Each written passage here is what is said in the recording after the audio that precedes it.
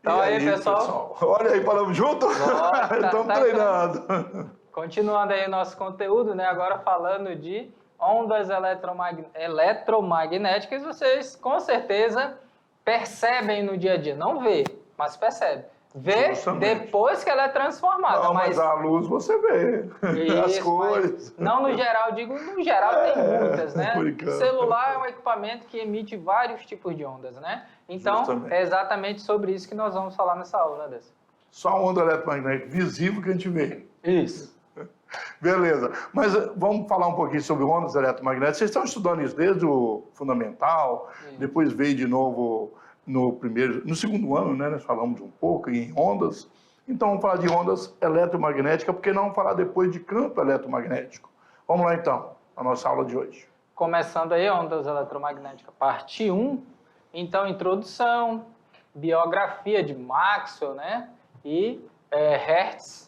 Característica das ondas eletromagnéticas, elas têm certas características, como nós falamos. A parte visível, a que não é visível, que está acima, né? Aí seria infravermelho e ultravioleta. Luz visível, que é o que nós podemos distinguir e ver, né? E a interferência luminosa. Lembrando que é um pouco de conteúdo de segundo ano, né? Fazendo um pouco mais aprofundado, né, Mac? Exato. As habilidades aí, reconhecer as ondas eletromagnéticas como um veículo eficiente na transmissão de informações e na análise de estruturas materiais mediante sua interação com a matéria. E como nós falamos, né? Vários tipos, né? Então aí nós vamos ver onde elas são aplicadas, né? No início aqui, o eletromagnetismo é o ramo da física que estuda a relação entre forças da eletricidade e do magnetismo como um fenômeno único. Era pensado separado, né? Depois de um tempo, lógico que existe separado, lógico, o ímã, ele é magnético, só que você consegue produzir um eletroímã.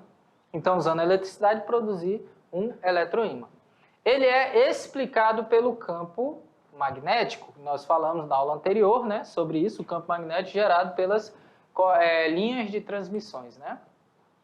Então aí o eletromagnetismo. A biografia aí, né, Maxwell e Hertz. Hertz já falamos muito do segundo ano, já falando aí. Físico britânico, né? No caso, pouco Maxwell, tempo que né? faleceu, só em 1879, né? É James Clerk Maxwell. Isso.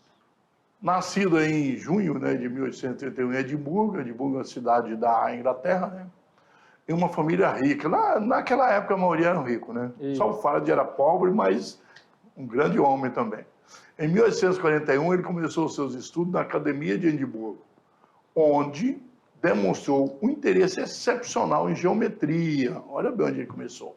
Disciplina na qual elaborou seu primeiro trabalho científico, publicado quando ele tinha apenas 14 anos de idade. Olha bem, 14 anos tinha publicado já um trabalho científico. Ele estudou nas universidades de Edimburgo e de Cambridge. Cambridge é famoso aí com línguas, né, de língua inglesa aí, tem algumas escolas, né? Amplia a pesquisa de Michael Faraday sobre campos eletromagnéticos. Lembrando, pessoal, que Faraday era teórico.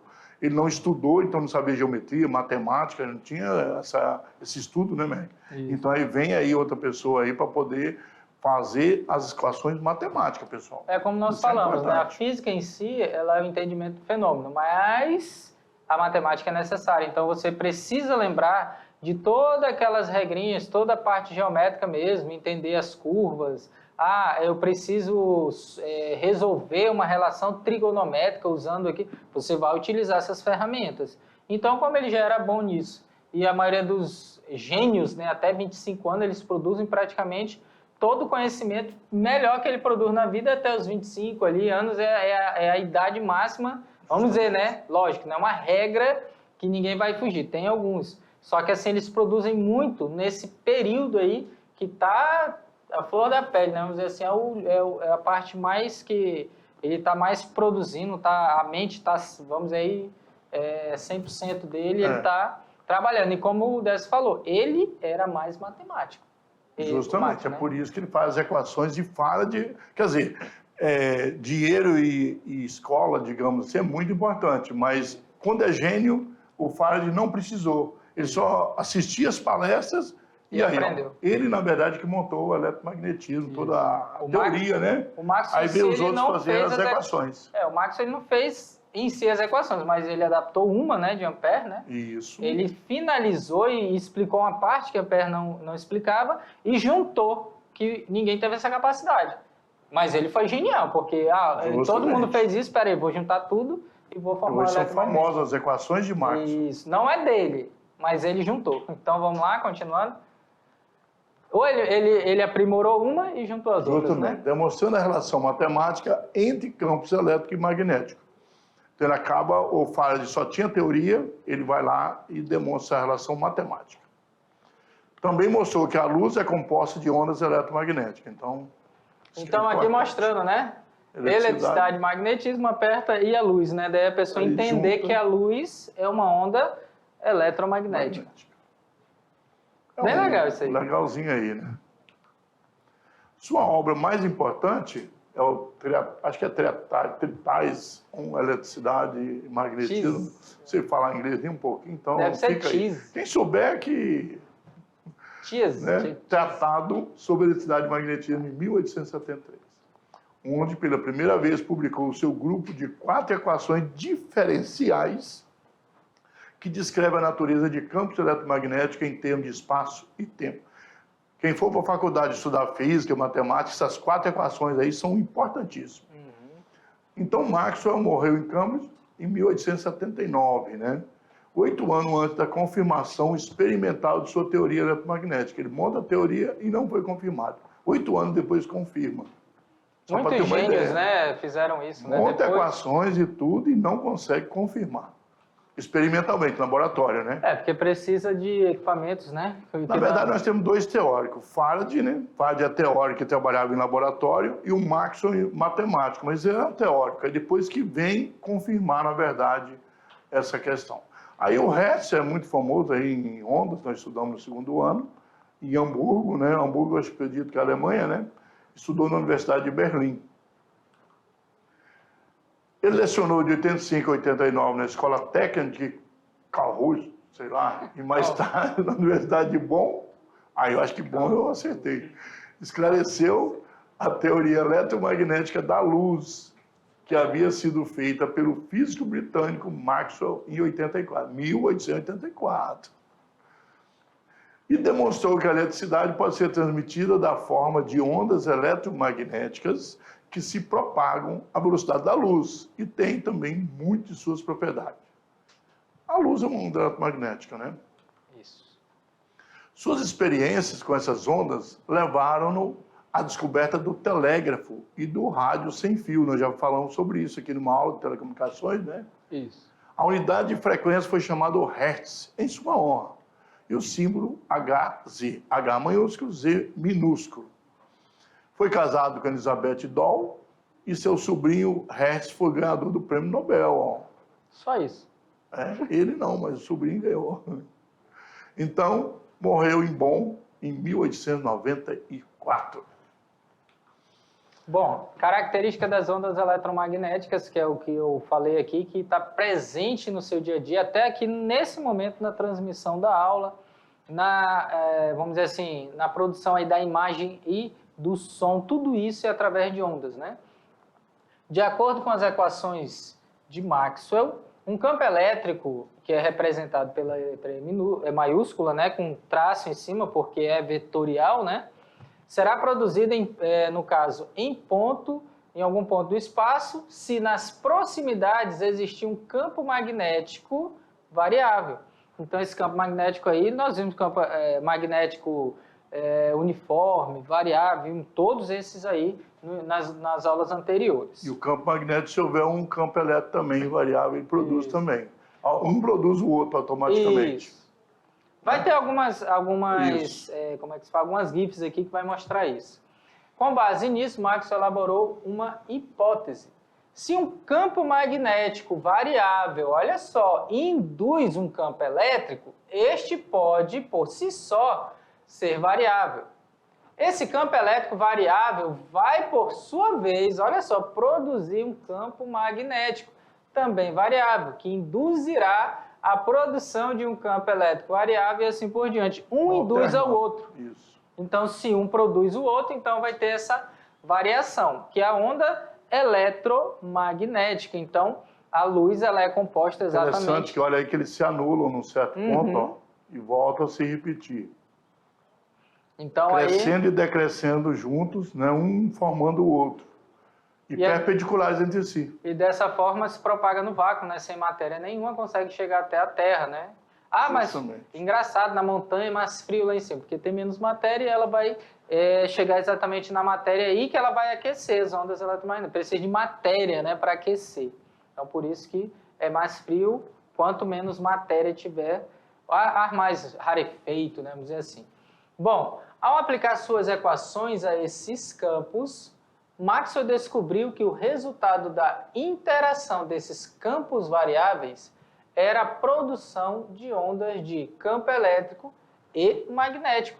Então, a direção do movimento da partícula, aqui, né, direção da propagação da onda, se você colocar a vermelha, ela vai subir e descer, como se fosse, nesse caso aqui, na imagem vertical, né? Então, você percebe aí que seria exatamente um tipo só, essa gifzinha que está mostrando, ó. É um tipo de onda, ela cresce e decresce. Cresce e decresce. Como o Décio falou, tem um ponto de anulamento das duas ali, né? Forma os nós ali. Aqui é para você verificar de que forma vai acontecer essa propagação da onda eletromagnética. É dessa forma, tanto um campo magnético quanto um campo elétrico. Bom, aqui é bem legal, porque aqui mostra separando as cores, né, num prisma, né? Aí você vê que a luz branca é composta das outras cores primárias, né?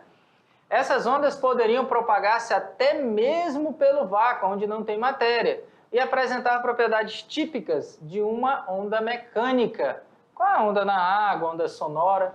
Com reflexão, refração, difração, interferência e transporte, no caso de energia. A essas ondas, Maxwell deu o nome de ondas eletromagnéticas. E tudo isso vimos no segundo ano, né? Reflexão, refração de onda, difração, interferência, transporte de energia que não transporta matéria, né? A onda, né? Aqui mudança de meio, né? Aqui muda de meio, passa no prisma, separa as cores, porque cada uma tem uma frequência diferente, né? E aqui, simplesmente desviando. Passa do ar, vamos colocar assim, né? Passando para a água. Então, há um desvio, né? E vice-versa, se vier da água, passar para o ar. Bom, ou seja, essa onda surge como consequência de dois efeitos. Um campo magnético variável produz o campo elétrico. E um campo elétrico variável produz um campo magnético. Esses dois campos, esses dois se propagam. Propagam-se, né? No vácuo. Então, tira esse aqui, ó. Propagam-se no vácuo. Então, o campo elétrico aí você pode analisar, tem a direção.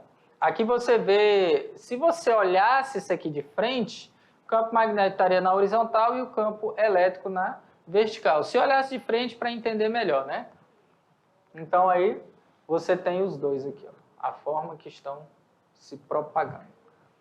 Campo elétrico, campo magnético. Essa aqui é só representação para observar, né? Em uma onda eletromagnética, o campo elétrico variável E e o campo magnético também variável B estão intimamente ligados. Ambos variam em fase. Ou seja, quando um deles atinge a intensidade máxima, o outro, ou mínima, né? O mesmo acontece com o outro. Então, quando está no máximo, o outro no máximo. E o ponto de mínimo é como se eles se cancelassem, né?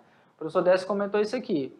Quando um deles se anula, o outro também se anula. Foi o caso que nós mostramos. Crescendo e se anulando aqui, de maneira constante. Opa, junto. Aqui o nó, aqui outro nó, aqui outro nó, aqui outro nó e assim por diante. Eu sempre tenho o nó. Além disso, os campos campo elétrico e campo magnético são perpendiculares entre si e determinam um plano perpendicular à direção de propagação da onda que se desloca com velocidade v. Então, por exemplo, a onda está vindo de encontro a você e tem os dois planos que são projetados aí, x, y, pelo campo elétrico Tem que ser magnético. tridimensional para representar Isso. claro, né? Isso nos permite classificar onda eletromagnética como onda transversal. Isso aqui é uma pergunta que geralmente cai em Enem. Então, se o aluno prestar atenção aí, pode ser... Se Elas uma variam em questão... x e y, mas se propagando no sentido de z. Isso. Por isso que ela é transversal, né? Aqui mostrando o campo magnético, o campo elétrico e o sentido de propagação. Aqui é o comprimento de onda, né? Nós já vimos, lambda. Para ondas eletromagnéticas, vale também a equação das ondas.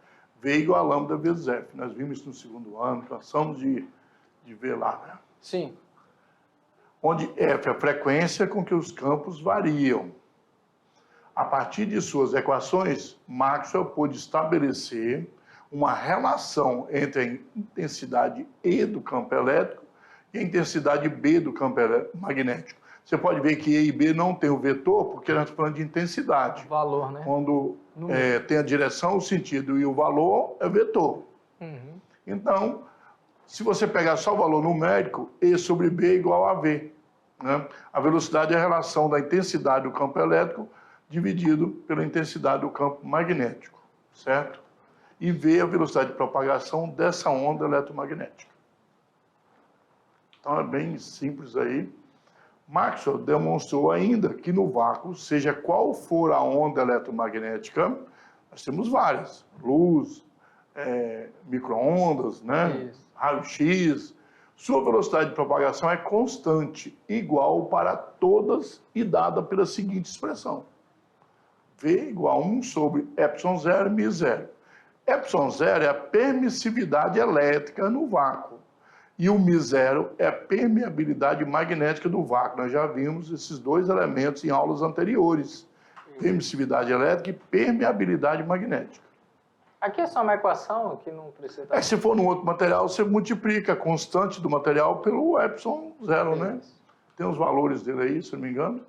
Essa constante física vale, ó, o ε0, 1 dividido por 4π vezes 9 vezes 10 a nona. É porque não quis multiplicar, 4 vezes 9, não sei nada disso.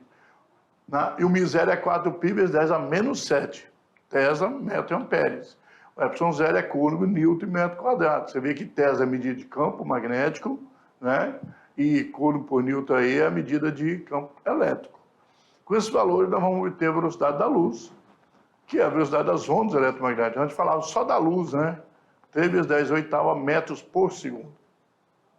Tal resultado é idêntico ao valor da velocidade de propagação da luz no vácuo, que já era conhecido com grande precisão na época que Maxwell fez essas equações. Que foi aprimorando cada vez mais. Então não é só a luz, qualquer onda eletromagnética no vácuo tem a mesma velocidade. Exato. E não depende da frequência, né? E no caso são frequências diferentes. Um exemplo, né? Considere uma onda luminosa cujo comprimento de onda no vácuo é de 600 nanômetros. Então, 10 a menos 9. 600 vezes 10 a menos 9 metros. Isso. Durante sua propagação, a intensidade máxima do campo elétrico dessa onda é de 9 vezes 10 a menos 4 volts por metro, que é campo elétrico. Isso. Qual é a frequência dessa onda luminosa?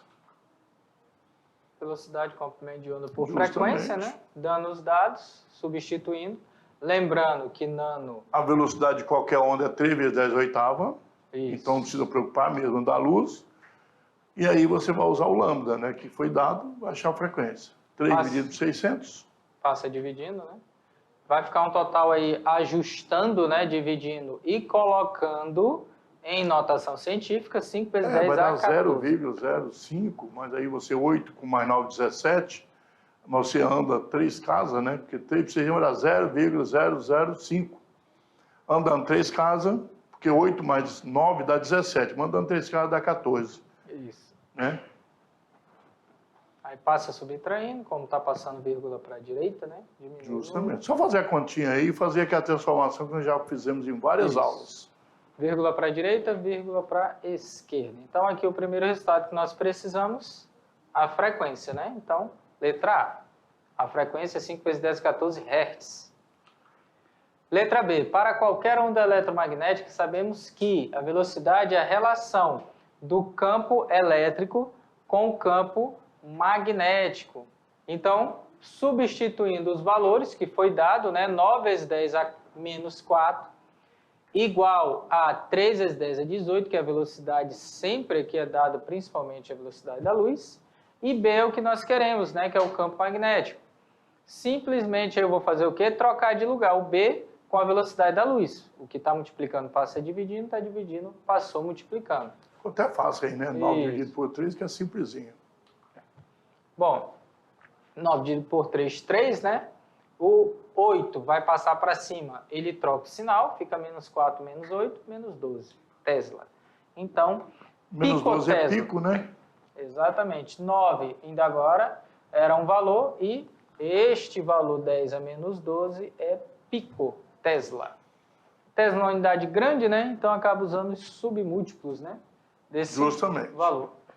Então chegamos aí ao resultado de Na 3 verdade, é uma unidade picotesla. muito pequena, né? 10 a menos 12. Isso. Que é dividido por 12, né? Isso. 0,11, 0 e o 3. E o 3. Então, é a unidade pequena aumentando, vamos dizer assim, né? Então, para ficar um resultado mais legível, aí consegue ler, porque 0,00000... É, para escrever aí seria Aí fica meio chato. melhor potência ou a letrinha, né? Bom, então aqui os dois, ó, fazendo a primeira relação e a segunda relação utilizando a velocidade da luz. 3 vezes 10 a 8 metros por segundo. E aqui a letra B. Tá bem tranquilo aí. A luz visível. A luz visível é fácil, né? Uma coisa que a gente estudou, já viu muito e enxergamos, né? Nós enxergamos a luz visível, né? É isso Então a aí. gente vê muito, né? As cores fundamentais, no caso, misturam, tem A outras, gente né? vê muito, porque a luz Isso. visível, né? Exatamente. A luz é o conjunto, olha só, conjunto das ondas eletromagnéticas, né? Os comprimentos das radiações visíveis estão na faixa, essa luz visível aqui, ó, que você está vendo, né? Então, Você está são vendo? É na visível. faixa de 400 nanômetros a 750 nanômetros. Considerando o quê? Velocidade da luz, 3 vezes 10 a 8 metros por segundo, a velocidade da luz no vácuo. Concluímos que as respectivas frequências para essas radiações valem. Se você fizer a relação, você vai achar 4 vezes 10 a 14 Hz e 7,5 vezes 10 a 14 É Hz. por isso, né, que a velocidade se mantém, porque se você muda a comprimento de onda, você muda a frequência, de tal maneira que mantém a velocidade, né, pessoal? Ah, mas por que que a luz, a micro-onda, raio-x, ondas alfa, beta, por que tem a mesma velocidade? É porque elas têm comprimento de onda diferente, mas tem também a frequência, de tal maneira que as duas, quando você faz a relação, sempre dá a mesma velocidade. Então, por isso que a velocidade é igual de ondas eletromagnéticas. Se eu aumento o comprimento, né, significa que ela vai repetir menos vezes, né? Aumenta o Justamente. comprimento, diminui a frequência. Se eu aumento a frequência, eu tenho que reduzir aqui. Ela vai se repetir muitas vezes. Então, ela pode fazer esse movimento muito rápido ou ela pode fazer esse movimento mais tranquilo.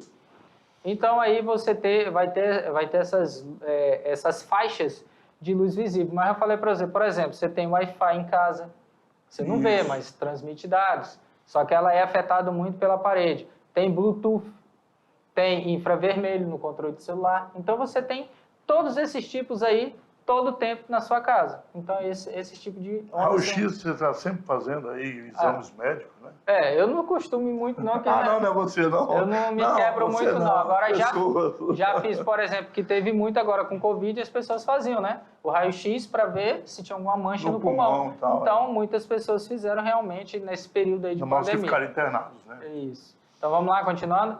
Que aí só pelo raio-x é possível diagnosticar se a pessoa está com algum problema, iniciou um problema ali no pulmão, né? Então, aí você tem o comprimento de onda e a frequência. Frequência embaixo aqui e comprimento de onda. Olha só, aqui nós vamos ter apenas... Aqui está um pouquinho meio afastado, na realidade é aqui, ó. Daqui para cá, né? Então, aqui, ó, a luz visível. Você vê que vai diminuindo o comprimento de onda, vai aumentando a frequência, né? Isso. Olha, Aqui está 10 a maior. menos 11 é muito menor que 10 a menos 1. Aqui E aí tá- 10 a 19 é maior do que 10 a nona. Então, aí que está a questão. O rádio até o raio gama, né? E lembrando que aqui são as cores fundamentais, né? Não são todas. Existem cores, elas são variadas. Porque, por exemplo, Sim. vermelho claro, vermelho escuro, rosa pink, rosa... Eu não sei o que é isso. Eu sei o que é rosa, o que é vermelho, vermelho escuro, vermelho claro. Beleza. Só que as fundamentais não são... são apenas aquelas cores do arco-íris. Que chama do arco-íris. Isso. Então, você verifica aí essa faixa. Só que tem aqui, ó, ultravioleta, raio-x, no caso, raio gama, infravermelho, micro-ondas e ondas de rádio, né? Tem outras, mas aí a gente está explorando essas aí. Isso. Né? Frequência cresce, comprimento de onda cresce. Frequência aqui, lá, aqui a direção está crescendo para um lado e a outra para o outro. Um aumenta, o outro diminui, na realidade, né? Quando a frequência aumenta, o comprimento diminui e vice-versa. Bom, aqui, ó, as cores do espectro visível. Aí o que nós estamos falando? As fundamentais, né? Vermelho, que ele vai de quanto? 480 a 405 frequência, né? Terahertz, né? Isso. No caso aqui, T maiúsculo, né? Aqui, 625 a 740 nanômetros, comprimento de onda. Lógico, isso aqui é muito, mas muito pequeno mesmo. Nano, né? 1 bilhão de vezes menor que o metro. Aí vocês vão observar do vermelho ao violeta. E esse comprimento passa aí algumas cores, né? Laranja, amarelo, verde, ciano e azul. Então, essas cores aí do espectro visível. Interferência luminosa, por volta do século XVII, apesar de vários físicos já defenderem a teoria ondulatória, que foi uma briga, né? Se era onda ou se era partícula da luz, né? Então, defendendo a teoria ondulatória da luz, que afirmava que a luz era incidida por ondas. A teoria corpuscular de Newton, que descrevia a luz como uma partícula, era muito bem aceita na comunidade científica, que é só para entender, pessoal, olha só, considerava a luz como uma partícula, Então, pessoal, olha só, quando você considera a luz como uma partícula, você vê os fenômenos na geometria, né, dessa? Que a onda não faz curva, ela vai em linha reta. Então, você faz aquelas relações trigonométricas. No entanto, quando há interferência luminosa, você não explica com a teoria corpuscular, aí você vai para ondas. Então, a luz, ela é a questão se chocaria e desviaria, né? A teoria... duas lanternas, por exemplo, focando, já falamos aqui no segundo ano, aí iam desviar, e não desvia, passam pela outra sem interferência. Então, é a teoria, a dualidade, né? Centro, a dualidade onda-partícula. A luz, para um fenômeno tem que ser considerado onda e para outro tem que ser considerado partícula, certo? Só relembrando isso aí, lá do primeiro ano e segundo ano. Vamos lá, continuando? Então, tendo aí as duas aceitas, né? Em 1801, o físico médico inglês Thomas Young foi o primeiro a demonstrar com sólidos resultados experimentais o fenômeno de interferência luminosa. O Décio acabou de falar, uma passa pela outra, mas existe a interferência. Que tanto que no local que elas se encontram fica mais claro. Isso. Só que não desviam. Se fosse partícula, teriam que se chocar com areia, jogar areia, vai jogar areia para os cantos. E não vai, né? Essa é a diferença. Então, aí o fenômeno da interferência luminosa, que tem por consequência a aceitação da teoria ondulatória. Tinha que ter algo para explicar, né? Embora hoje em dia a teoria aceita é a dualidade, que eu acabei de falar, onda-partícula, enunciada pelo físico francês Louis e Victor, né? De Broglie. De Broglie, famoso, com as suas equações também. Baseado nas conclusões sobre as características dos fótons de Albert Einstein. Então, como foi falado, toda a teoria ela vai evoluindo e sendo melhorada a cada dia, né? Da experiência realizada por Young, são utilizados 3 anteparos, sendo o primeiro composto por um orifício, onde ocorre difração da luz incidida. No segundo ano, nós exploramos bastante isso aí. Sim. O segundo com 2 orifícios postos lado a lado. Então, primeiro tem uma barreira com orifício, depois com 2 orifícios. Aqui, ó. buraquinhos, né? Isso aqui, ó, o primeiro com uma. Muito pequeno, porque você aqui viu lá com o tamanho duas. de nanômetro, né? Isso, aí está mostrando as duas. Como é a luz, tem que ser Justamente. muito... Voltando. No último, são projetadas manchas causadas. Então, você tem a primeira barreira com orifício, a segunda com 2, no último anteparo, né? E aí provoca manchas pela interferência das ondas resultante da segunda difração, provando aí, na verdade, que essas manchas é onde a luz não chegava. Então, houve interferência, né? Na E se verdade, fosse foi isso. partícula, não existiria penumbra, que é um fenômeno, não teria. Ou seria totalmente claro, ou seria totalmente escuro. Não teria esse fenômeno. Justamente. Né? Ao substituir os orifícios por fendas muito estreitas, as manchas tornam-se franjas, facilitando a visualização de regiões mais bem iluminadas, Essa com região máximos aqui, deixa eu e ver. mal iluminadas com mínimo, né? Vou colocar aqui, ó. É essa região aqui, gente. Tá vendo Justamente. aqui, ó, as franjas aqui, ó. Tem parte escura e parte Então, clara. tem umas partes mais iluminadas e outras menos iluminadas. Então, mostra que houve interferência. Senão, a luz seria toda clarinha ali, né? Onde tivesse Toda essa a região. tinha que ser clara, né? Olha que na primeira imagem, é toda clara, não tem nada de parte mal iluminada, né? Isso. É parecido com aquelas ondas de água que a gente viu, né? Isso. Muito parecido. Aqui mostrando a forma que é feita com ondas. Aqui, ó, é a luz, mas é a mesma explicação que você usar ondas na água. Isso. A interferência é muito parecida. Observa-se, né, que o máximo de maior intensidade acontece no centro. Então, o que acontece? Deixa eu voltar aqui. Esse aqui, ó o centro aqui bem iluminado. É o máximo aí que ele está falando.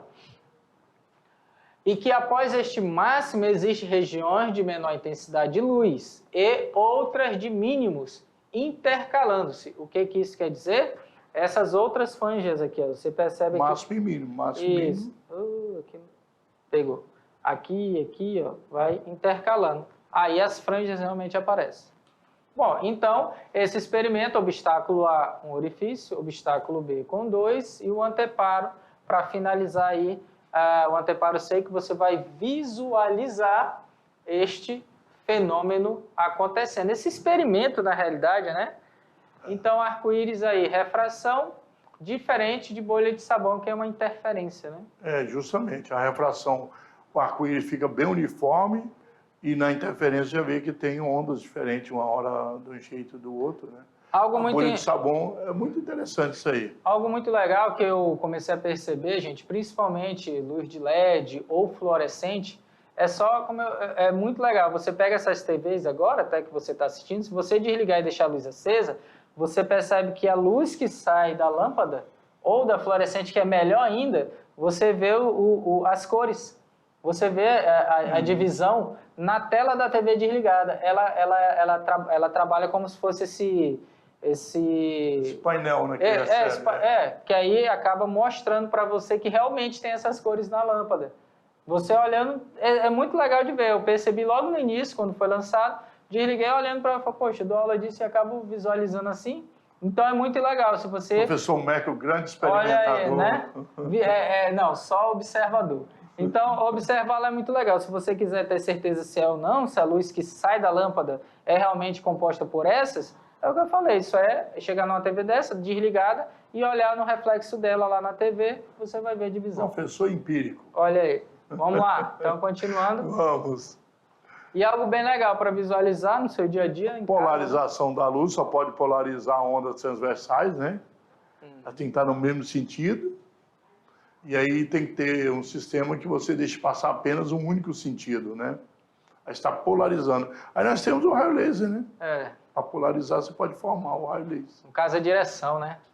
Na mesma direção. Uma mesma direção, porque antes tinha várias. Porque ela alterna as direções antes ali. Ela é eletromagnética, né? Isso.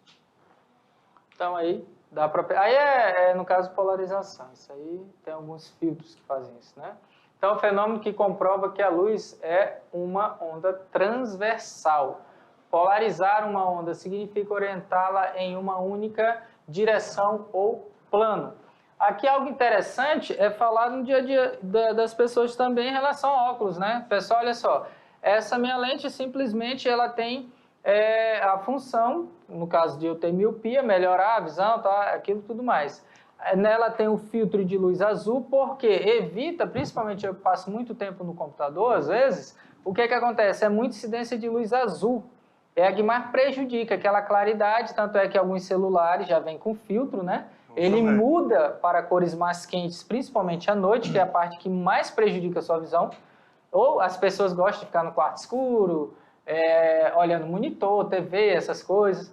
Então prejudica muito. Então, no caso, o meu não é filtro, tá? O meu é bloqueador mesmo. Então ele bloqueia a luz azul e deixa as outras passarem. Então já tem essa tecnologia. Tem aquelas lentes polarizadas, né? Vão filtrar alguns tipos de radiação. Você sabe que a azul é que mais passa, na verdade. Inclusive o céu é azul por isso, né? Isso. Nós já vimos que os outros desviam mais e o azul é que mais passa. No óculos, quando ele entra no óculos para atravessar. Ou a nossa lente, né? O olho. Que aí é interessante. Só que o olho não tem um bloqueador de luz azul. Né? Se você, por exemplo, quer reduzir a incidência daquilo que mais prejudica, você faz ali uma forma de bloquear e não vai deixar passar, só deixa as outras. Vamos lá, continuando? Então é importante às vezes você saber para quando for comprar uma lente, né? É importantíssimo. A polarização somente ocorre com ondas transversais. Todas eletromagnéticas, né? E algumas mecânicas. Todos os eletromagnéticos conseguem, e alguns mecânicos só. O som não pode ser polarizado. É uma onda mecânica que não pode ser polarizada. Longitude. Mas existem algumas ondas mecânicas que pode. As figuras animadas seguintes ilustram uma onda com polarização linear horizontal, né? Mostrando apenas o vetor do campo elétrico.